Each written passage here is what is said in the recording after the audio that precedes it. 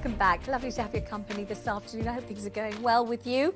The RSPCA has seen a 25% rise in the number of animals being abandoned due to the cost of living crisis. And it's offering support to those struggling to afford their pets.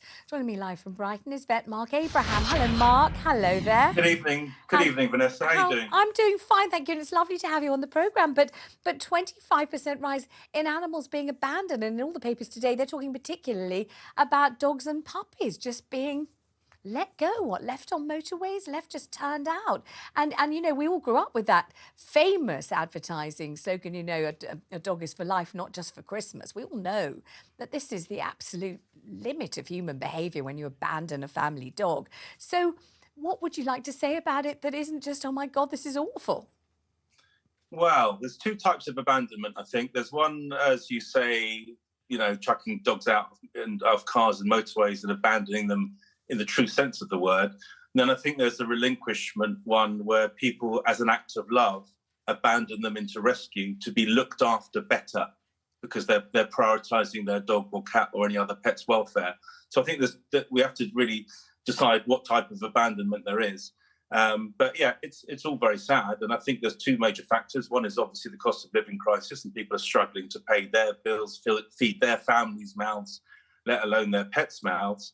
But also you had this huge puppy boom of buying in the pandemic. Yeah. And now those dogs are becoming adolescent. Maybe they're harder to be around because they haven't been trained properly. And so people are thinking, you know, what can I get rid of to save money and also be less stressed? And that usually, sadly, involves the pet, i.e. dogs. Mark, as a very rough estimate, what does it cost to feed a dog, either per week or per day, for example? Well, it can cost a fair few quid a week, depending obviously on the size of the dog. And that often is the first thing that we need to consider when things are tough. You know, maybe we need to switch the food. Maybe we need to go to a cheaper brand. But it has to be obviously in the dog's welfare interest and ideally check with your vet. But as long as it's a complete diet, I think, and you do it gradually, it should be fine to sort of take you through this cost of living crisis. And that's just one of the things we can do. You know, we can start making our own treats rather than buying treats. We can make toys. We can recondition toys instead of buying new toys. And also with regard to obviously health, which always needs to be prioritised, there's always someone at the end of the phone at your vets. Most vets will have a 24-hour service. Either they provide or an emergency clinic they subscribe to provides.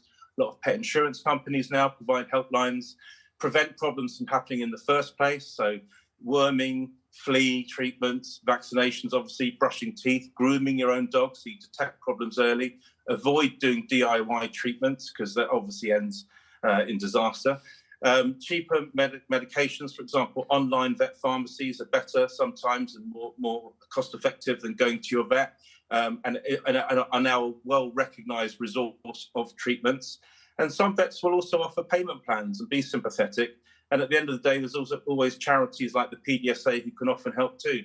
So there's loads of things that we can do before we even consider abandoning our dog or cat or any other pet. I mean, there's a big article in the Daily Mail today, I'm sure you've seen it, and the headline is, "Are profit-hungry vets making a killing thanks to besotted owners desperate to keep their pets alive?" So at one end of the scale, we have owners abandoning pets, either just leaving them out there on the road or giving them to a rescue because they say they can't afford to look after them any longer. And at the other end, we've got vets, it seems here, and certainly I've read the whole article, saying, you know, that incredibly expensive treatments are necessary and available for animals, intensive kind of treatments for animals with cancer, removal of spleen, all kinds of things, enormously expensive and you may say somewhat exploitative of people's good hearts and the fact that we love our pets so dearly.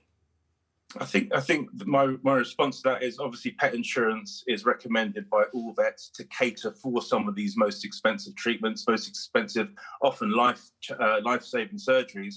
But if you know, it doesn't harm to shop around if you're unsure, or you know, just shop around and also make sure you ask.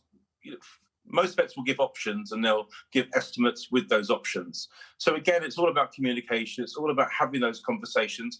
It's like us though. I mean, you know, some treatments are expensive. Owning a pet is expensive. you can't really go into owning a pet thinking it's never going to cost any money. So be prepared, take out insurance or put money aside.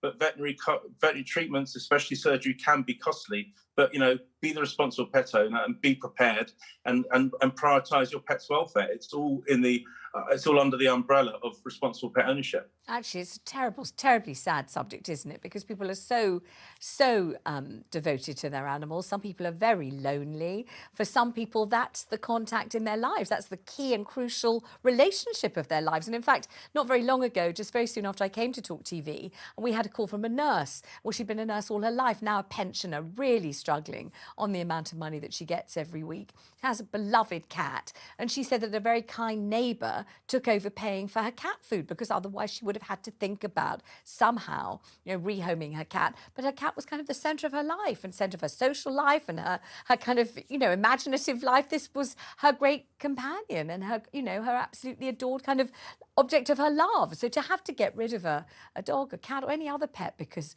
of money in a cost of living crisis is heartbreaking, isn't it? 100%. And pets, they give us this unconditional love.